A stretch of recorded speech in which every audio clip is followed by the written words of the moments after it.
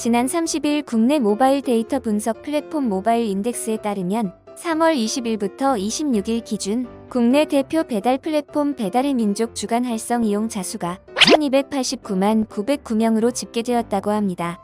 이는 올해 들어 최저치입니다. 지난 2021년 4월 둘째 주 이후 처음으로 1300만 명 아래로 내려왔습니다. 지난해 같은 기간 1460만 1846명과 비교하면 180만 명가량 감소한 수치입니다. 배달의 민족 최근 3년간 활성 이용자 수 통계를 보면 통상 3월 한 달간은 이용자 수가 증가세였습니다. 하지만 올해는 처음으로 역성장세를 보인 것입니다. 비단 3월뿐 아니라 올해 들어 배달의 민족 활성 이용자 수는 점진적으로 줄어드는 양상입니다.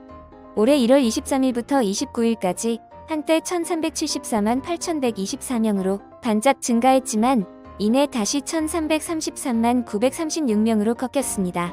업계에서는 배달업계의 성장세를 이끌었던 코로나19가 사실상 엔데믹 국면에 접어든 가운데 고금리 인플레이션으로 인한 경기 불황이 맞물리며 이 같은 결과가 나타났다고 보고 있습니다.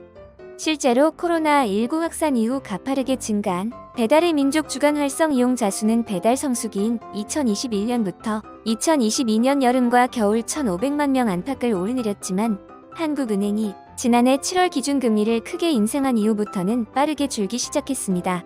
급기야 2022년 9월에 접어들며 1,300만 명 수준으로 뚝 떨어진 것입니다.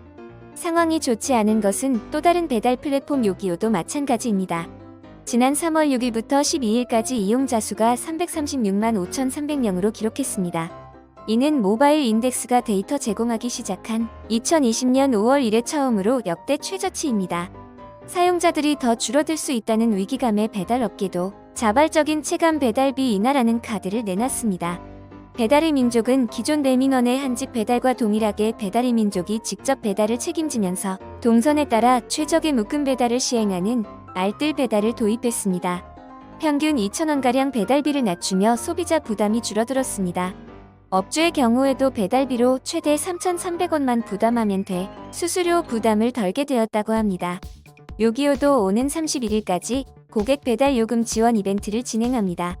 최소 주문 금액에 따라 현금처럼 쓸 수 있는 포인트를 제공하는 식입니다. 예컨대 2만원 이상을 주문하면 최대 2,000포인트를 3만원 이상을 주문하면 최대 3,000포인트를 지급하는 방식입니다. 이런 가운데 배달비의 증가로 인해 사람들은 배달 음식 대신 집에서 요리하는 경제적인 대안을 선호하기도 합니다.